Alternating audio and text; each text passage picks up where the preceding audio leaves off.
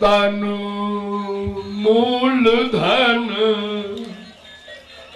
नर तनु मूल धन गोविंद राधे नर तनु मूल धन गोविंद राधे धन को बढ़ा दे मूल धन न गमा दे धन को बढ़ा दे मूल धन ना गवा दे 84 लाख प्रकार के शरीर हैं एक जीव के लिए। ये जेल है, भगवान का जेल है।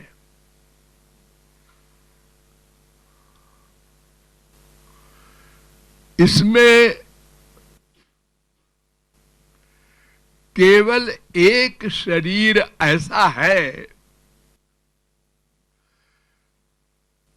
जिसमें हम अपने लक्ष्य को प्राप्त कर सकते हैं, जेल से छुटकारा पा सकते हैं। मानव देह। वैसे तो फिजिकल सुख में स्वर्ग लोक का सुख हमारे मानव लोक के सुख से करोड़ों गुना बड़ा है।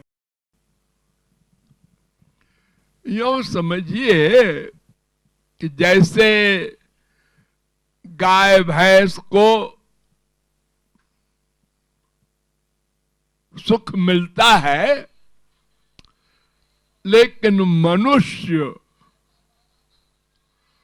उनके सुख को देखकर तरस खाता है।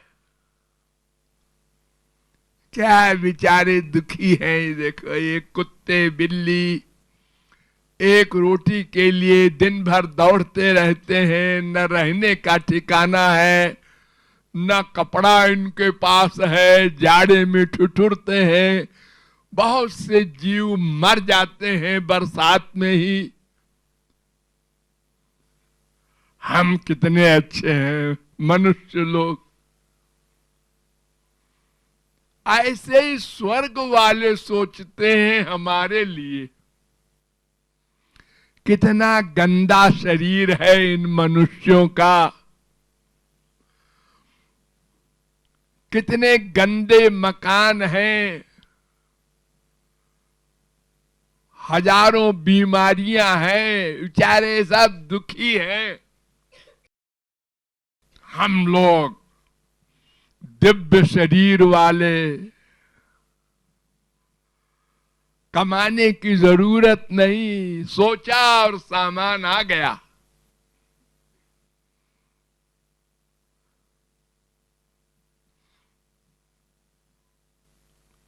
इतना बड़ा अंतर है।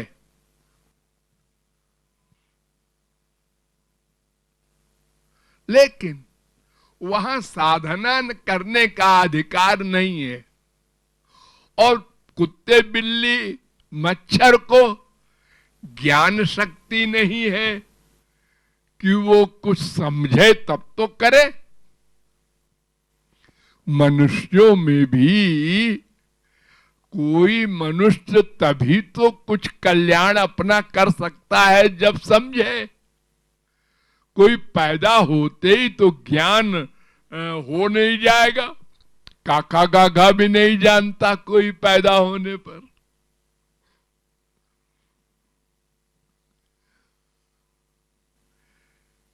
इसलिए मानव देह के सिवा किसी भी देह में लक्ष्य की प्राप्ति नहीं हो सकती। तो 84 लाख शरीरों में घूमते घूमते, दुख पाते पाते अनंत जन्म जब बीत जाते हैं तो कबहू को करी करुणा नर देही देत ईश मूलधन। कृपा से भगवान दे देते हैं मानव देह। देख बेटा, मैं तुझको अब की बार दे रहा हूं ये मूलधन। तो मूलधन से कमाई करके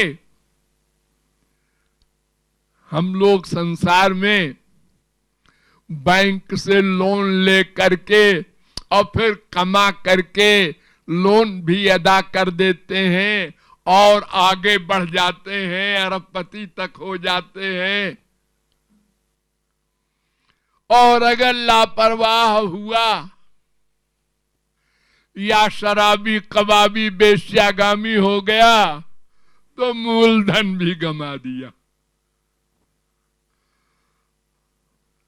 उसका घर भी नीलाम हो गया। ऐसा भी उदाहरण है हमारे संसार में। तो ये शरीर मूलधन है, ये भगवान रूपी बैंक से मिला है कि इससे लक्ष्य को बना लो अपने मृत्यु के पहले। और ये भी नहीं बताया भगवान ने कि कब मृत्यु होगी, उसके पहले बना लो। अगर ये बता देते तो पता नहीं हम कितना पाप कर बैठते। क्यों? इसलिए कि अगर हमको ये पक्का मालूम हो जाए हम 76 साल तो कंपलसरी रहेंगे, तो हमने कहा फिर क्या है, मनमाना करो।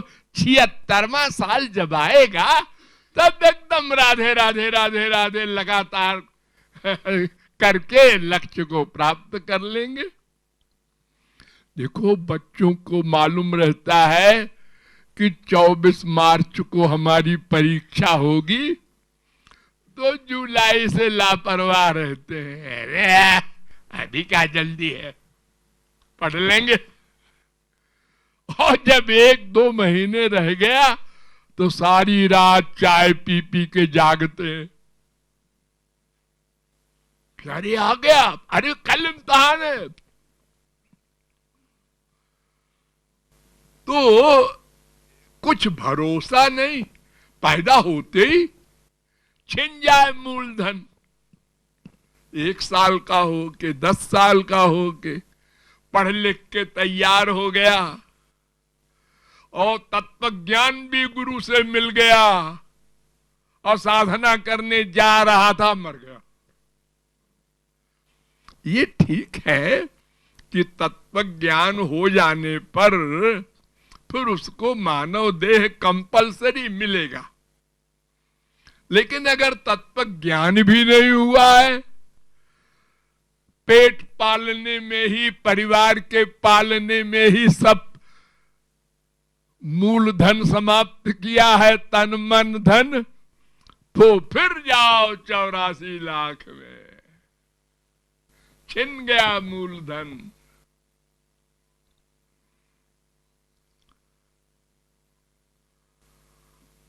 तो इसलिए मूलधन पर गंभीरता से विचार करना है, साथ ही नंबर 2 भी, क्या कि पता नहीं कब छिन जाए।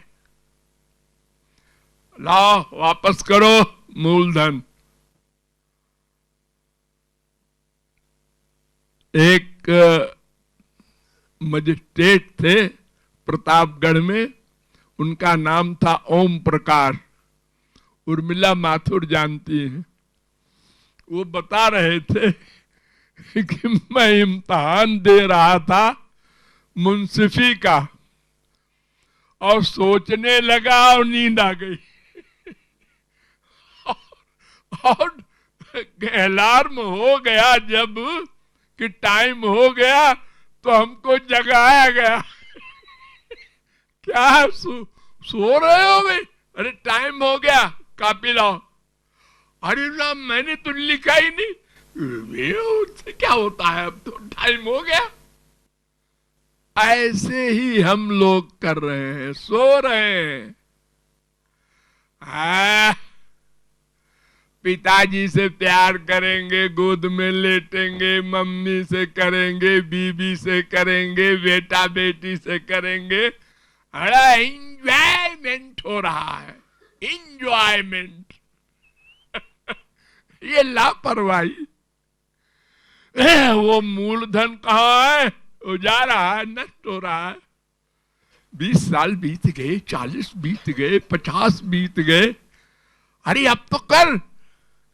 अरे कर लेंगे भाई, कितनी क्या आफत आई है, जरा ये काम तो कर ले पहले। अभी बेटा छोटा है, व्यापार तो करने लगा। अरे करने लगा, लेकिन अभी बच्चे ही है, अभी उतनी नॉलेज थोड़ा ही है उसको। तो तुम्हारे बराबर नॉलेज तो उसको तुम्हारे मरने के बाद होगी, उसके पहले हो नहीं सकती। कोई बाप अपने बेटे को अपने बराबर काबिल तो मानेगा नहीं, बच्चे ही है अभी। हाँ? कितने काबिल हो जाए बेटा। अरे कितने बाप भिखारी थे, बेटे करोड़पति हो गए। संसार में आप लोग देखते ही हैं। तो मूलधन मानव देह सर्वोच्च न मानुषम बिना अन्यत्र तत्व ज्ञानंतु लभ्यते। वेद व्यास ने चैलेंज किया है, मानव देह के बिना तत्व ज्ञान नहीं होगा, और किसी देह में भी। इसलिए उधार नहीं करना है। तन मन धन तीनों का भगवत विषय में ही जितना क्षण उपयोग हो जाए वही जीवन है, और बाकी तो पशु से बदतर जीवन है। जो सुख गाय को हरी घास में मिलता है वही आपको हलवा पूरी में मिलता है, सुख में अंतर नहीं है। ओ गाय जैसे अपने बछड़े को चाटती है और सुख मिलता है, ऐसे आप अपने बेटा बेटी का मुख चुंबन करके सुखी होते हैं। सुख बराबर है, देखने का अंतर है खाली। तो ये विषय सुख जो है इंद्रियों का, ये जो पशुओं को मिलता है वो आपसे ज्यादा अच्छा है, क्योंकि उनकी दुनिया लंबी चौड़ी नहीं है और आपकी दुनिया बड़ी लंबी चौड़ी है। एक मकान है, दूसरा बनाओ, तीसरा बनाओ, एक गाड़ी है, दूसरी लो, तीसरी लो, एक बेटा है, एक बेटा और करो। अबे 4, 6, 8, 10 परिवार, बेटे के बेटा, बेटी के बेटा, सब में अटैचमेंट कर लो ताकि भगवान में मन जाने न पावे। ऐसी गलती न कर बैठना, इसी में उलझाए रहो मन को ताकि मरने के बाद इन्हीं के बेटे बनो। अब हमारे बाप हो गए। इतनी बड़ी असावधानी, लापरवाही,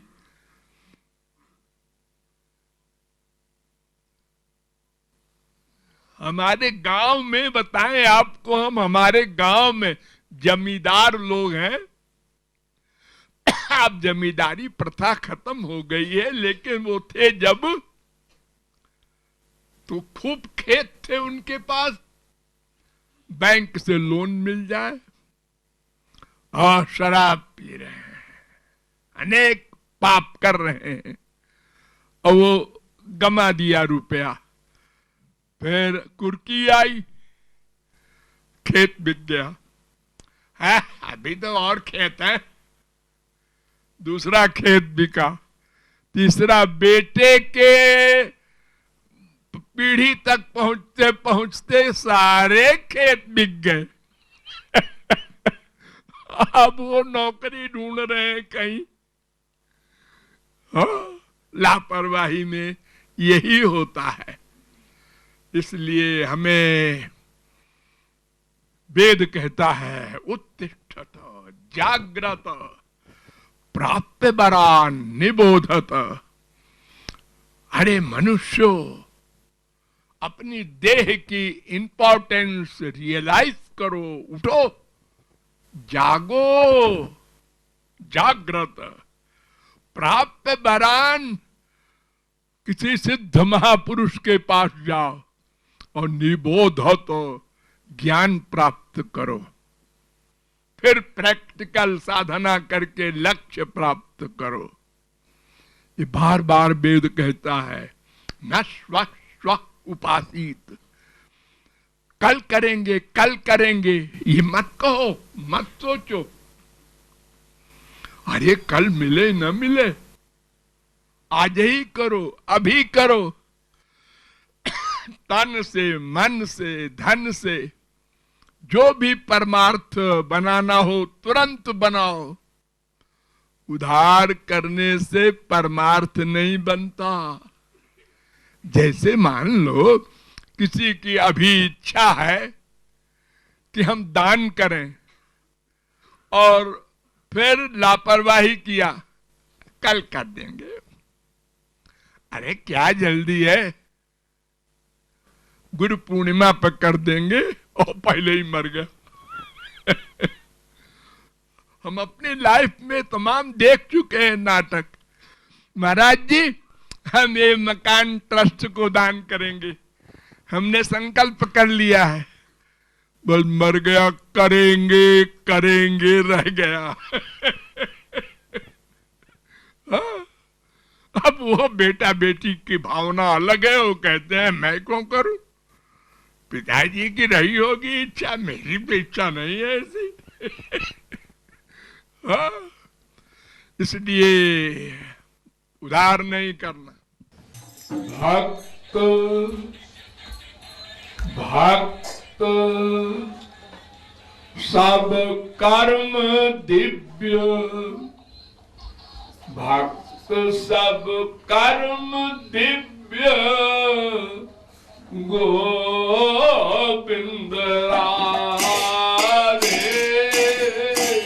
भक्त सब कर्म दिव्य, गोविंद राधे। किंतु हरि जन्म कर्म दिव्य बता दे। किंतु हरि जन्म कर्म दिव्य बता दे। भक्त सब कर्म दिव्य गोविंद राधे। किंतु हरि जन्म कर्म दिव्य बता दे।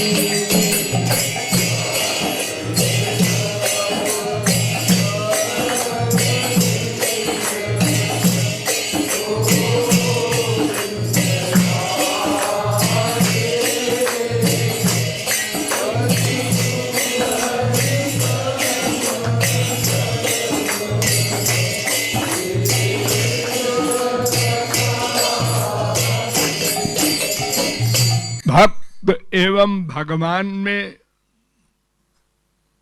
क्या कुछ भेद है?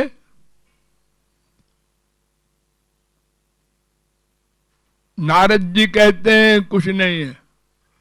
तस्मै तज्जने भेदा भावात, 41वां सूत्र।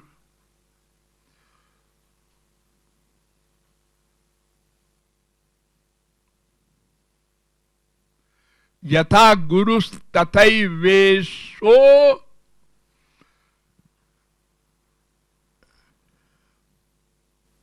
योग सुखोपनिषद 5वें अध्याय का 58वां मंत्र। वेद हरि और गुरु में भेद नहीं। गुरुरेव परम ब्रह्म द्वयोपनिषद 17वां मंत्र। अद्वैत तारकोपनिषद में भी ये मंत्र है, 17वां मंत्र। गुरुरेव हरि साक्षात ब्रह्म विद्योपनिषद का 31वां मंत्र।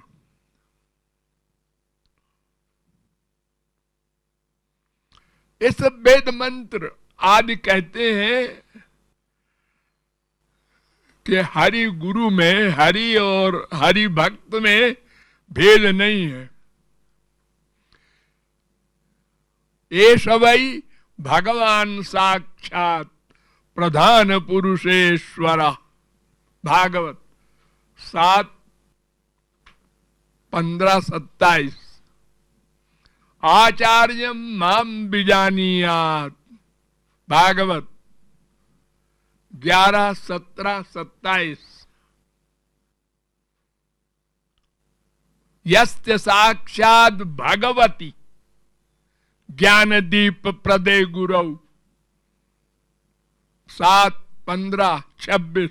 ये तमाम भागवत वेद शास्त्र के अनुसार कहा जा रहा है कि जानत तुम ही होई जाई। भक्त भगवान में भेद नहीं। लेकिन कृपालु कहता है एक भेद है,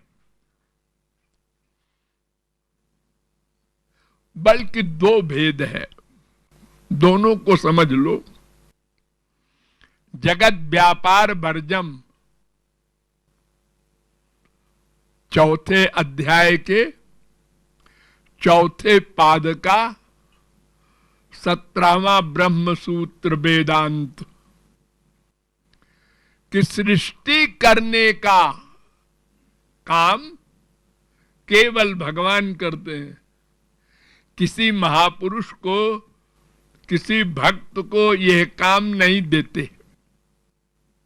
संसार प्रकट करना, संसार में व्याप्त होना, संसार को गवर्न करना और संसार को अपने में लीन कर लेना प्रलय में, ये सब काम भक्त नहीं करता, भगवान करते हैं।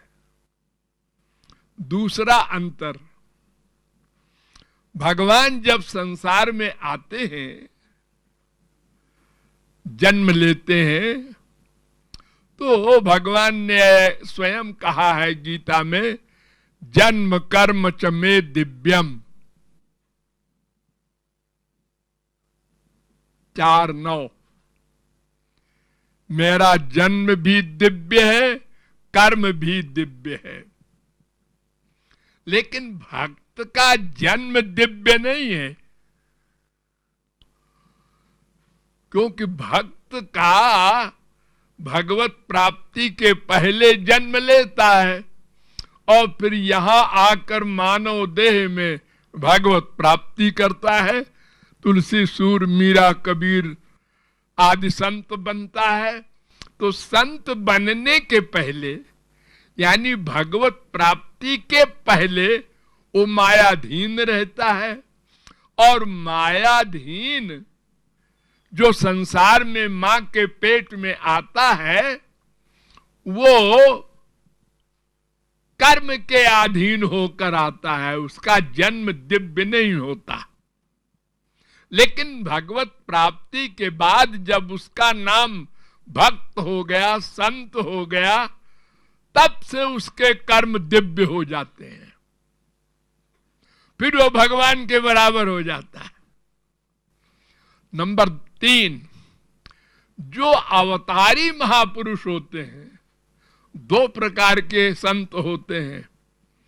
कुछ संत गोलोक से आते हैं अवतार लेकर के, गोपियां भी आती हैं, माधुर्य भाव के भी संत आते हैं, दास्य भाव के भी, सख्य भाव के भी। तो जो अवतार लेके आते हैं वे स्वेच्छा से आते हैं, कर्म बंधन में नहीं आते। वो जेल में कैदी बनकर नहीं जाते, जीव कल्याण के लिए आते हैं। तो उनका जन्म भी दिव्य है। अवतारी महापुरुषों का जन्म भी दिव्य, कर्म भी दिव्य। लेकिन जिसने यहां जन्म लेने के बाद भगवत प्राप्ति की, उसका कर्म दिव्य, जन्म दिव्य नहीं। और भगवान का सदा ही जन्म भी दिव्य, कर्म भी दिव्य। और एक अंतर और, भगवान का शरीर भगवान है और भक्त का शरीर भक्त से पृथक है। यानी शरीर और शरीरी में भगवान के भेद नहीं है, भगवान ही शरीर बन गए अपना। लेकिन भक्त का शरीर दिव्य है गोलोक में, लेकिन शरीर अलग है और वो भक्त उसके अंदर बैठा है आत्मा रूप से। इतना भेद है, ये बारीक भेद है।